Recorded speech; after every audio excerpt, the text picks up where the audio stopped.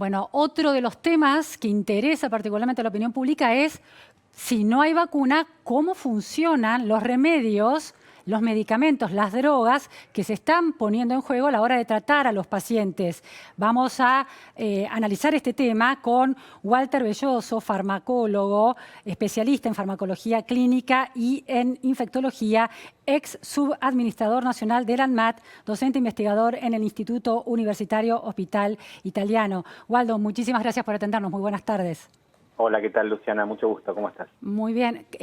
Waldo, bueno, otro nombre que aparece de un medicamento que aparece sobre la mesa en estas conversaciones sobre el coronavirus es cloroquina. El presidente Donald Trump se refirió en una conferencia de prensa este jueves junto al vicepresidente Mike Pence y al doctor Stephen Hahn, que es el responsable de la Agencia de Fármacos y Alimentos de Estados Unidos. Se refirió particularmente a la cloroquina. ¿De qué se trata esto? La cloroquina. Aquí en Argentina no tenemos cloroquina, sino hidroxicloroquina, pero son parientes muy cercanos. Es uno de los medicamentos que se utiliza desde hace muchos años para la malaria. Es un medicamento bien conocido que por su mecanismo de acción puede tener algunas actividades antivirales. Pero más allá de hablar de la droga en particular, te contesto a la pregunta que me hiciste, pero yo quería hacer la salvedad de que cuando uno empieza a analizar las actividades de distintos fármacos sobre un patógeno en particular, como puede ser este que es nuevo, sí, en el laboratorio puede suceder que haya un montón de sustancias, tanto moléculas nuevas como moléculas ya conocidas de otro tipo de fármacos, que actúen en contra de ese patógeno y lo puedan reducir en condiciones de laboratorio. Sí. Lo cual no significa necesariamente que eso después se traduzca en un medicamento que pueda ser utilizado por seres humanos. Waldo, y hoy en día, si un paciente es detectado, se da positiva la prueba de coronavirus en la Ciudad de Buenos Aires, por ejemplo, ¿qué medicamentos se les están dando para contener el avance de la enfermedad? Bueno, lo que sucede específicamente con el coronavirus es que, como decíamos recién, a nivel in vitro, a nivel de laboratorio, existen varias sustancias, algunas de ellas conocidas, como por ejemplo la cloroquina, que pueden tener actividad sobre el virus. Sí. Más allá de eso, hay algunos datos todavía extremadamente preliminares de la utilidad de este tipo de medicamentos sobre seres humanos. Es decir, la evidencia que hoy tenemos es entre muy escasa y nula. Más allá de eso, a partir de estos datos que son siempre preliminares, hay algunas sociedades científicas que han empezado a hacer recomendaciones, incluso instituciones, sí, que tienen recomendaciones de qué medicamentos utilizar para algunos casos muy puntuales. El tratamiento hoy por hoy que la Organización Mundial de la Salud recomienda para los pacientes que tienen COVID-19, sobre todo aquellos pacientes que tienen la enfermedad grave, sí, que están internados, se basa en los cuidados respiratorios. Eso es hoy lo más importante que tenemos que saber.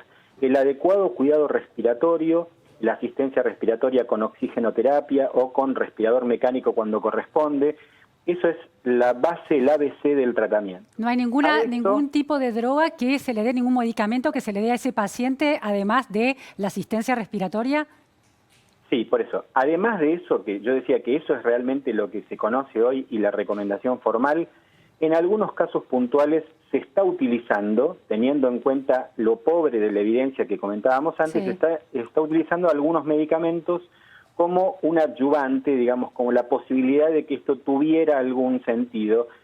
Y la lógica es más o menos la misma que cuando tenemos un paciente muy grave en terapia intensiva, que muchas veces utilizamos medicamentos, lo que se llama off-label, es decir, fuera de sus indicaciones aprobadas. Pensados para otras enfermedades, ¿esa es la idea?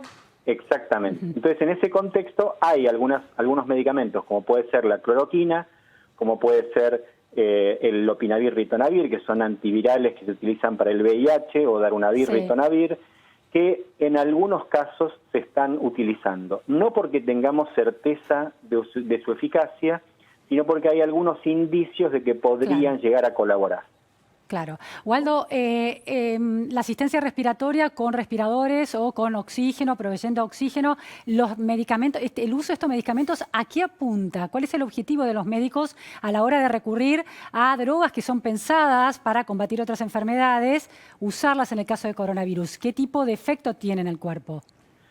Bueno, hasta ahora, como decíamos antes, la evidencia es muy escasa, pero hay algunos datos de que tal vez en algunos pacientes pudiera reducir la duración de la enfermedad. No hay datos concretos de reducción de mortalidad y en el día de hoy se dio a conocer un estudio en donde justamente la droga que me preguntabas, la hidroxicloroquina, en conjunto con otro medicamento, podrían tener algún efecto en la reducción de la diseminación viral, lo cual sería muy importante a los fines de contener la propagación de la enfermedad. A ver, Waldo, ¿qué diseminación viral es el contagio? Es justamente la cantidad de partículas virales que tiene un enfermo que tienen la posibilidad de contagiar a otros. Bien. Como este paciente hoy por hoy está dentro del hospital, ya está contenido por toda una serie de medidas de control y los médicos utilizamos todas unas medidas de control de transmisión.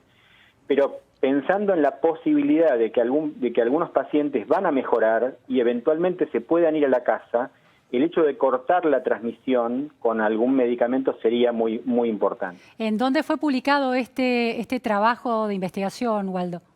Es una de las revistas internacionales más prestigiosas, pero bueno, son siempre datos que no están controlados, es decir, no tienen control con placebo, es decir, no tienen desde el punto de vista metodológico ningún sustento muy firme. Son por ahora solamente indicios. Por eso, de ninguna forma alguien puede recomendar esto para situaciones que no sean estrictamente las críticas que acabamos de decir, porque lo más probable es que estemos haciendo más daño que beneficio. Muchísimas gracias, Waldo. De todas maneras, por estas precisiones, es interesante saber que están recogiendo datos los investigadores y los científicos y produciendo evidencia que todavía está en etapa muy preliminar, pero hay alguna esperanza de alguna forma.